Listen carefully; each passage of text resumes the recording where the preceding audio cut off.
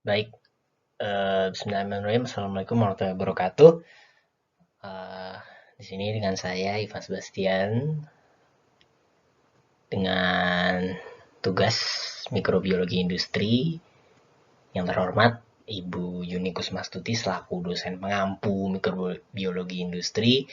Di sini saya akan mempresentasikan hasil proyek saya, yaitu produksi kecap dengan menggunakan mikroorganisme Aspergillus oryzae dan Rhizopus oligosporus. Nah, kita sebelum mulai ke materi, kita tanya dulu mengapa kecap ini. Nah, kecap adalah bumbu dapur atau penyedap makanan yang berupa cairan berwarna hitam yang rasanya manis atau asin. Bahan dasar pembuatan kecap umumnya adalah kedelai atau kedelai hitam. Nah, jadi bahan baku di sini utamanya adalah kedelai yang nantinya akan dilakukan beberapa serangkaian macam proses yang diantaranya juga termasuk ada fermentasi di dalamnya. Nah, jenis mikroorganisme yang digunakan, salah satu contohnya nyatanya adalah di PT Sukasari Mitra Mandiri di Semarang, yaitu ada dua. Yang pertama ada Aspergillus oryzae, yang kedua adalah Rhizopus oligosporus. Mari kita ulik tentang karakteristik dari masing-masing mikroorganisme ini. Nah, di sini dari Aspergillus oryzae dengan klasifikasinya sebagai berikut dengan kingdomnya fungi dan termasuk kelas Euretiomycetes dan genus Aspergillus. Nah, secara tradisional Aspergillus oryzae atau yang dikenal dengan istilah koji itu dimanfaatkan untuk pembuatan kecap atau menguduskan beras, biji-bijian atau kentang lainnya dalam produksi minuman alkohol seperti isoyu, sake dan lain-lain. Dan yang satunya lagi adalah produksi cuka beras. Nah, ditinjau dari biogeografi, mikroorganisme jenis Aspergillus oryzae ini jarang diamati di daerah beriklim sedang. Maksudnya adalah iklim subtropis. Nah, karena spesies ini tuh lebih membutuhkan suhu yang pertumbuhannya relatif hangat, yaitu sekitar optimalnya 32-36 derajat Celcius. Nah, dia berkembang biak secara seksual dengan spora, dan di sini diameter sporanya adalah 7 mikrometer atau lebih besar dibandingkan tipe Aspergillus flavus yang 6,5 mikrometer. Nah, awalnya kultur jamur menunjukkan warna keputihan kemudian berubah menjadi hijau kekuningan. Tidak ada reproduksi seksual yang diamati. Tetapi spora atau konidia ini mudah dibedakan dan dilepaskan ke udara, bersifat hialin atau transparan dan sebagian besar memiliki dinding yang kasar. Nah, selanjutnya mikroorganisme yang kedua yang kita pakai adalah Rhizopus oligosporus. Kesamaannya dengan Aspergillus oryzae adalah dengan kingdomnya yaitu fungi dan dia termasuk dalam Zygomicota yang sering dimanfaatkan dalam pembuatan tempe dari proses fermentasi kacang kedelai. Nah, karena oligosporus ini menghasilkan enzim fitase yang memecah fitat, membuat komponen makro pada kedelai dipecah menjadi komponen mikro sehingga seperti contohnya produknya seperti tempe mudah dicerna dan zat gizinya lebih mudah diserap tubuh. Nah, selain itu juga si Rhizopus oligosporus ini memproduksi substrat lain, memfermentasi substrat lain, memproduksi enzim dan juga bisa untuk digunakan untuk pengelolaan limbah. Nah, secara bentuk morfologinya ukuran sporangiofornya itu panjang lebih dari 1000 mikrometer atau sekitar 1 mm dengan diameter 10 sampai 18 mikrometer. Nah, sporangnya globosa yang pada saat masak berwarna hitam kecoklatan dengan diameter 100 sampai 180 mikrometer. Nah, Rhizopus oligosporus ini tumbuh optimum pada suhu 30 sampai 35 derajat Celcius dengan suhu minimumnya bisa sampai 12 derajat dan maksimumnya sampai 42 derajat Celcius. Nah, maka Rhizopus oligosporus ini juga cocok di kultur bersama dengan Aspergillus oryzae di iklim yang hangat atau tropis seperti Indonesia. Nah, di sini sumber bahan baku dan nutrisi pertumbuhan mikroba itu seperti yang dijelaskan tadi, kedua jenis mikroba ini merupakan berasal dari kingdom yang sama, ini fungi, berkembang biak secara seksual dengan spora. Nah, dalam penggunaannya di pabrik kecap ini, mengapa mereka dicampur?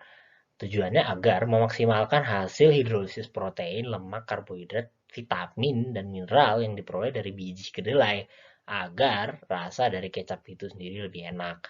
Nah, kedua mikroba ini tumbuh pada pH sekitar 6,8 sampai 8. Ini cenderung netral. Nah, seperti mikroba pada umumnya, kedua jenis mikroba ini juga memberikan nutrisi. Di antaranya ada air, suara, makro di oksigen, karbon, nitrogen, kalium, zat besi, dan udara. Dan udara ini ya maksudnya oksigen. Nah, ini untuk metabolic pathway. Jadi jenis metabolisme mikroba pada fermentasi kecap itu dikategorikan dalam primary metabolism.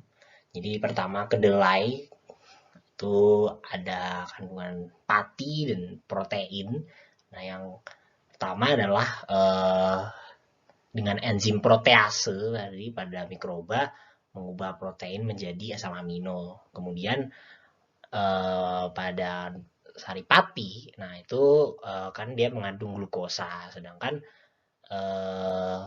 terjadilah proses glikolisis di sini. Glikolisis menghasilkan asam pirufat menghasilkan asetil-CoA. Nah, kemudian glukosa di mikroba ini akan melakukan proses fermentasi menjadi asam laktat. Nah, di mana proses glikolisis ini kan sifatnya aerob ya. Jadi makanya kadar oksigen di sini juga akan menentukan pada proses fermentasi kecap di sini. Nah, di sini operasi proses itu terbagi menjadi dua tahapan. Yang pertama adalah tahap persiapan, yang kedua adalah tahap proses pembuatan kecap. Nah, yang pertama adalah persiapan. Tahap persiapan itu lebih ditujukan agar kedelai sebagai bahan baku itu siap diolah menjadi kecap. Karena kedelai yang langsung dipetik dari lahan atau sawah itu tidak bisa langsung diolah menjadi kecap, harus melalui serangkaian proses terlebih dahulu. Nah, kemudian setelah persiapan sudah, lalu dilanjutkan dengan tahap proses pembuatan kecap. Nah, tahap pembuatan kecap ini terdiri dari beberapa proses, yaitu yang pertama ada pembuatan karamel, kemudian pembuatan sari kedelai, pemasakan, penyaringan, pengisian, sortasi, dan yang terakhir adalah pengemasan. Nah, selengkapnya bisa kita amati di skema berikut. Yang pertama adalah tahap persiapan. Nah, di sini kedelai yang fresh, yang segar, kemudian disortir dulu. Disortir itu diseleksi dulu agar mana kedelai yang kualitasnya baik, mana yang sudah tanda petik kurang baik atau hancur atau membusuk atau faktor lainnya yang membuat kondisi pembuatan persiapan kedelai menjadi tidak optimal, itu disortir. Kemudian setelah disortir kemudian dicuci, tujuannya agar ya meminimalisir terjadinya kontaminasi dari mikroba. Nah, setelah dicuci kemudian direndam terlebih dahulu, direndam dengan air. Nah, setelah direndam itu dilakukan perebusan. Nah, perebusannya ini cukup lama ya, itu kurang lebih sekitar 4 jam. Kemudian setelah perebusan selama 4 jam itu didinginkan terlebih dahulu sebelum dilakukan fermentasi koji. Sebenarnya ada dua tahap fermentasi di sini. Yang pertama fermentasi koji, yang kedua fermentasi muromi. Nah, fermentasi koji itu sifatnya aerob sehingga dia memerlukan oksigen di sini. Nanti akan dijelaskan untuk pada kontrol proses pada fermentasi koji mengapa penting untuk mempersiapkan tahap fermentasi ini agar kedelai yang sari kedelai yang sudah jadi akan siap diolah untuk menjadi produk kecap. Nah, fermentasi muromi ini sebenarnya lanjutan daripada fermentasi koji. Jadi diletakkan dalam media drum seperti itu, kurang lebih ya memang lama, 2-4 bulan. Memang proses fermentasi yang tahap kedua ini memang jauh lebih lama agar fermentasinya berhasil dan didapatkan produk sari kedelai yang diinginkan. Nah, kita lanjut ke proses pembuatan kecap. Nah, pertama kita membuatkan proses karamelisasi dari air dan gula yang dipanaskan sampai terbentuk lapisan karamel. Nah, kemudian dicampur dengan sari kedelai dan rempah-rempah yang telah dikupas dan dihaluskan karena ya bahan-bahan dari kecap tidak hanya kedelai saja, itu hanya bahan baku, sedangkan ada bahan-bahan tambahan lainnya seperti rempah-rempah, ya garam dan segala macam lainnya itu dikupas dan dihaluskan terlebih dahulu. Kemudian dididihkan. Nah, dididihkan ini tujuannya untuk mengurangi kadar air yang ada di sari kedelai tadi. Nah, setelah dididihkan itu disaring dulu untuk bila ada ampas-ampasnya itu bisa terfilter di saringannya. Kemudian setelah disaringkan kemudian didinginkan. Nah, kemudian untuk pengemasannya bisa di salah satu pabrik yang telah disebutkan tadi itu menggunakan 2 jenis botol, ada yang botol kaca atau botol plastik, atau ada juga yang versi saset. Jadi produk bisa dikemas dalam 3 media yang berbeda. Namun harus lulus uji kebersihan terlebih dahulu untuk media pengemasan supaya dapat dikemas dengan higienis dan dapat didistribusikan sebagai produk kecap. Nah, kemudian yang ingin saya bahas adalah kontrol proses. Nah, di sini Parti dan Poussey menyebutkan beberapa faktor yang mempengaruhi pertumbuhan mikroorganisme tadi, itu ada air.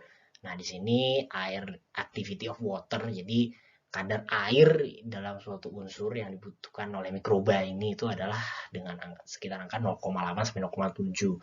Nah, kemudian pH optimal untuk pertumbuhan kapang, mikroba ini termasuk dalam jenis jamur atau kapang, itu sekitar 6,8 sampai 8. Nah, kemudian ada asupan gizi dan ketersediaan oksigen. Nah, ini sebagai faktor pembelahan dan pertumbuhan sel. Ketersediaan unsur kimia dalam media akan digunakan sebagai digunakan oleh mikroorganisme sebagai sumber energi yang kemudian untuk pertumbuhannya bisa lebih cepat lagi. Dan keempat adalah suhu. Nah, di sini suhunya adalah sekitar 30 sampai 35 derajat. Kita ambil suhu range rata-rata optimumnya. Nah, kemudian waktu. Nah, ini waktu adalah berhubungan dengan pembelahan mikroorganisme. Jadi seperti fase lock, fase stasioner, dan fase dead. Nah, itu penting di sini untuk mengestimasi kapan mikroba ini sampai pada fase growth, karena fase growth ini adalah fase yang paling optimal dari fase-fase yang lainnya. Itu fase stationary sudah mulai menurun kinerjanya, dan fase dead bakterinya sudah mati karena sudah kekurangan unsur energi. Nah, ini yang tadi saya sebutkan dari fermentasi koji. Nah, ternyata hamir dan bakteri dapat tumbuh. Hal ini dapat terjadi karena kondisi kedelai yang masak dan kadar air yang tinggi merupakan substrat yang baik untuk pertumbuhan mikroorganisme. Kan tadi sebelum difermentasi dia dimasak dulu ya. Nah, itu merupakan media pertumbuhan yang baik untuk mikroorganisme. Maka dari itu ada beberapa faktor yang perlu diperhatikan untuk menghindari kontaminasi. Nah, yang pertama adalah kadar air. Nah, di sini kadar airnya itu harus sesuai, tidak boleh terlalu berlebihan, karena kalau terlalu berlebihan nanti akan mempercepat masuknya mikroorganisme luar. Nah, yang kedua adalah suhu dan waktu pemanasan. Nah, sebenarnya suhu dan waktu pemanasan ini berkaitan dengan aktivasi proteolitik. Jadi, jika dipanaskan dengan suhu dan suhu yang lebih pendek, maksudnya dengan jangka waktu yang lebih pendek dengan tekanannya tinggi, itu akan lebih memicu aktivasi proteolitik, yaitu pembentukan proteasenya, sehingga itu yang kita perlukan. Nah, yang keempat adalah aerasi. Nah, tadi seperti yang sudah dijelaskan, metabolismenya adalah aerob, sehingga kadar oksigen di sini juga penting, tidak boleh terlalu sedikit dan tidak boleh terlalu berlebihan juga agar fermentasinya optimal. Kemudian ini adalah daftar pustaka yang digunakan. Ya, terima kasih atas perhatian, waktu, dan kerjasamanya. Saya Evan Sebastian mohon undur diri. Semoga video yang saya share ini bermanfaat. Ya, wabillahi taufiq wal hidayah. Wassalamualaikum warahmatullahi wabarakatuh.